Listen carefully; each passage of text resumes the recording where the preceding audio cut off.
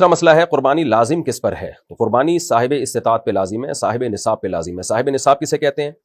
5 چیزیں: سونا, چاندی, مال تجارت. مال تجارت کہتے ہیں ہر وہ سامان جو آپ نے بیچنے کی نیت سے خریدا ہو اور اب تک بیچنے ہی کی نیت ہو. اور چوتھی چیز ہے یعنی سونا, چاندی, کیش, مال تجارت. اور 5ویں چیز ہے ضرورت سے زائد سامان. ضرورت سے زائد سامان اسے کہتے ہیں جو پورے سال استعمال میں نہ ہو. جیسے کوئی پلاٹ پڑا ہوا ہے آپ کے پاس, نہ کرائے پر ہے نہ آپ اس میں رہ رہے ہیں, تو یہ بھی ضرورت سے زائد ہے. کوئی گھر آپ نے بنایا ہوا ہے, نہ کرائے پہ دیا ہوا ہے نہ اس میں آپ رہتے ہیں, تو یہ بھی ضرورت سے زائد ہے. کوئی گاڑی آپ کے پاس ہے, پورے سال استعمال ہی نہیں ہوتی, وہ بھی ضرورت سے زائد ہے. ڈنر سیٹ گھر میں پڑے ہوئے ہیں, شو کیس میں سجا کے رکھے ہیں, پورے سال استعمال ہی نہیں ہوئے, تو وہ بھی ضرورت سے زائد ہے. تو ضرورت سے زائد سامان یا سونا یا چاندی یا کیش اماؤنٹ یا تجارتی مال اگر آپ کے پاس 52.5 تولہ چاندی کے برابر ہے. آج کی تاریخ میں 52.5 تولہ چاندی کی جو بھی قیمت ہے وہ آپ سرچ کر لیں, بلکہ بقرعید کے دن جو بھی 52.5 تولہ چاندی کی قیمت ہوگی وہ آپ سرچ کر لیے گا, تو 1.5-2 لاکھ روپے بنتی ہے میرا خیال ہے.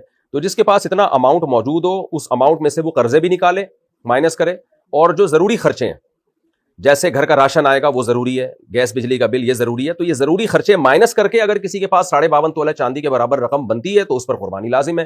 اور جس کے پاس یہ ضروری خرچے مائنس کر کے بھی 52.5 تولہ چاندی کے برابر رقم نہیں بن رہی ہے تو پھر اس پر قربانی لازم نہیں ہے.